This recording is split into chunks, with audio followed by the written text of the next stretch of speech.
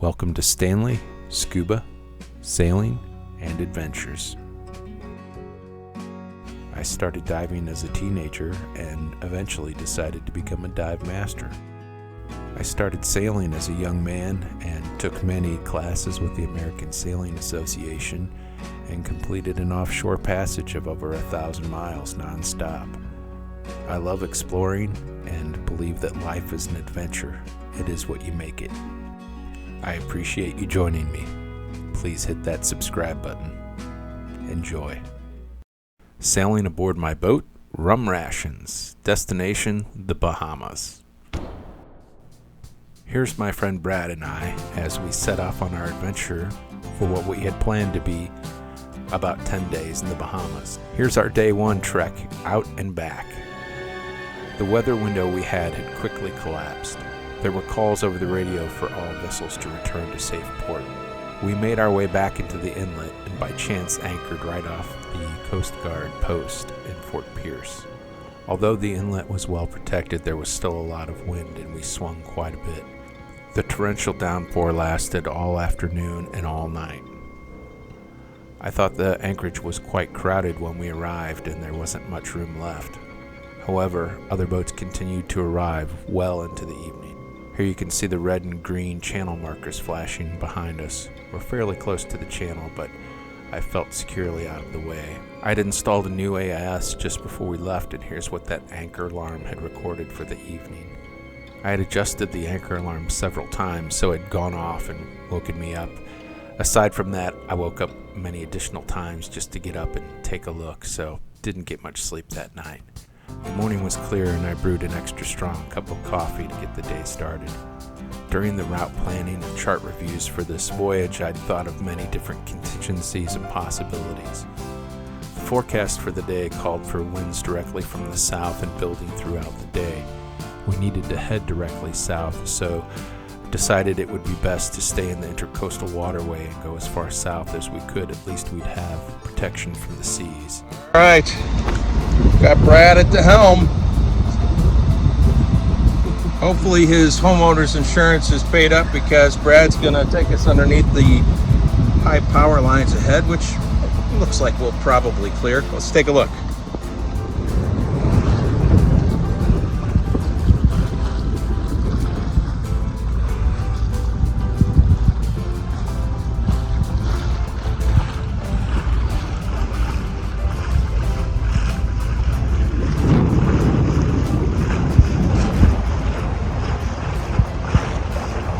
I think we'll make it. All joking aside, I knew the documented height of the wires and the height of my mast, and we should have had plenty of clearance, which we did. The weather forecast was surprisingly accurate, and the wind was directly from the south, the direction in which we were headed, so we were taking it directly on the nose.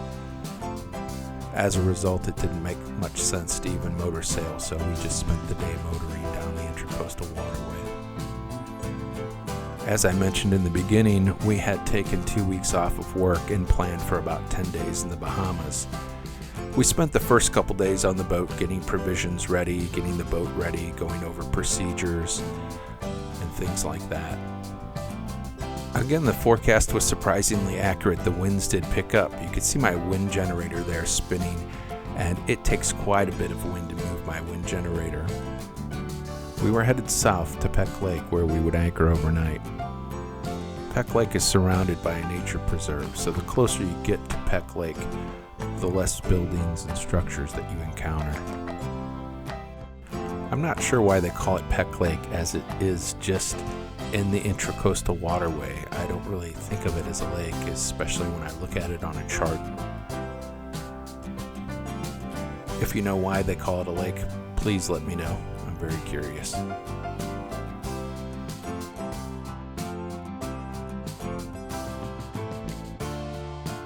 Here are the last of the structures we'll pass as we enter the nature preserve. It's actually quite beautiful down here on the intercoastal waterway. We eventually made it to Peck Lake, at which time I promptly ran my boat aground, of course on the sandbar that's part of the anchorage description. Not being extremely experienced in crowded anchorages, I think I focused more on the other boats than the description which I had read about the sandbar. Luckily, I had a Towboat US subscription. They responded quickly and had us off in a few minutes. Altogether, the day's trip was about 7 hours. The weather was pretty rough that night. We had some tornadoes in the local area, and the forecast for the next few days was not sounding good. Saturday night, north winds 20 to 25 knots. Seas 8 to 10 feet with occasional seas to 14 feet. Sunday, northeast winds 20 knots. Seas 8 to 10 feet with occasional seas to 14 feet. Sunday night, east winds 15 to 20 knots. Seas 6 to 8 feet with occasional seas to 10 feet. Based on that forecast, we decided it'd be best to return to the marina. The weather a few days out from that didn't seem to be improving.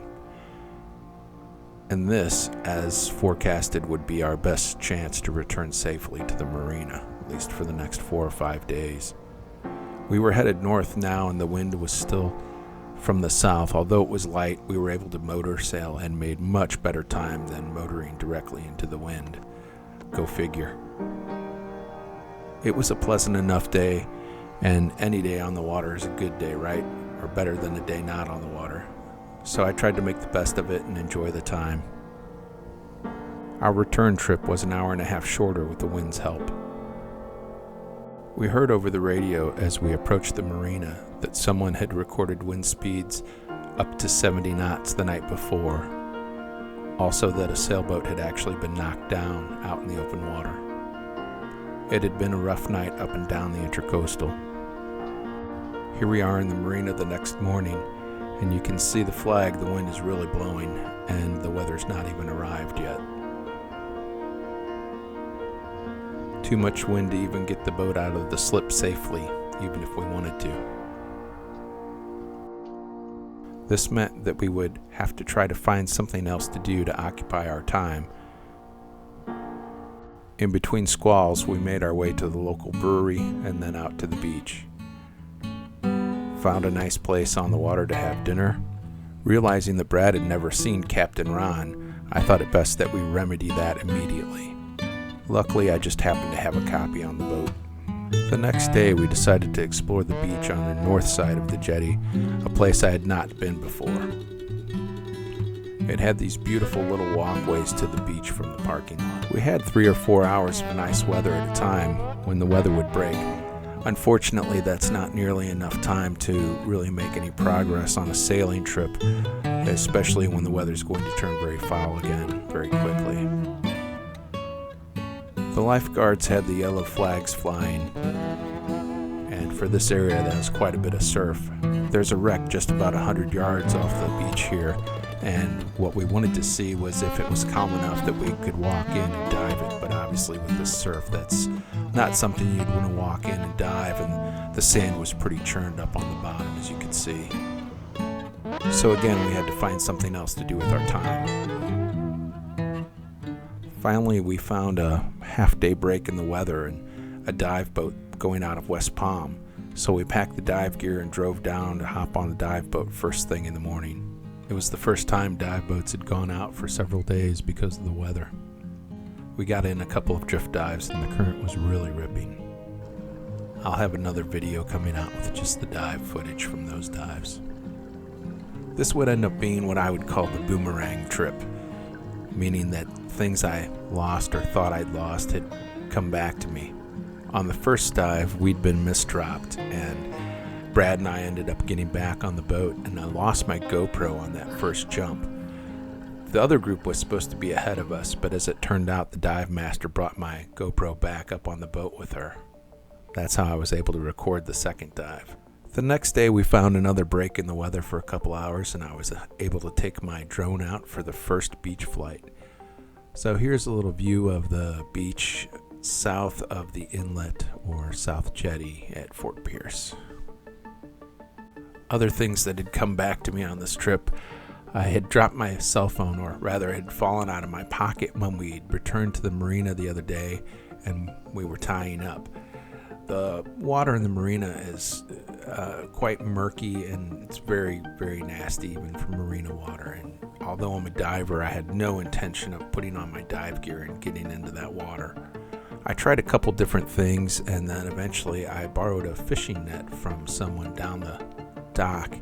I got into the dinghy so I'd be closer to the water and scraped around on the bottom and brought up my cell phone, and still worked.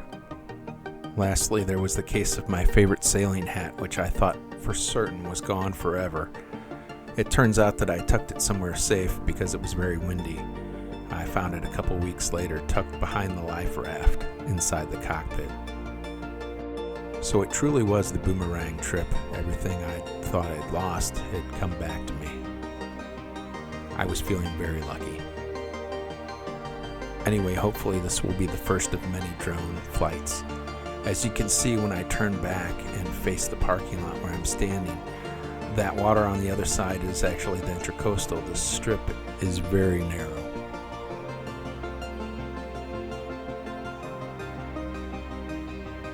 It was very near the end of the trip now, and we didn't have enough time to make a crossing or go to the Bahamas, but we decided the weather was calm enough. We'd take the dinghy out for a ride and found a little place to anchor by some mangroves and drink some of the beer we'd gotten from the local brewery.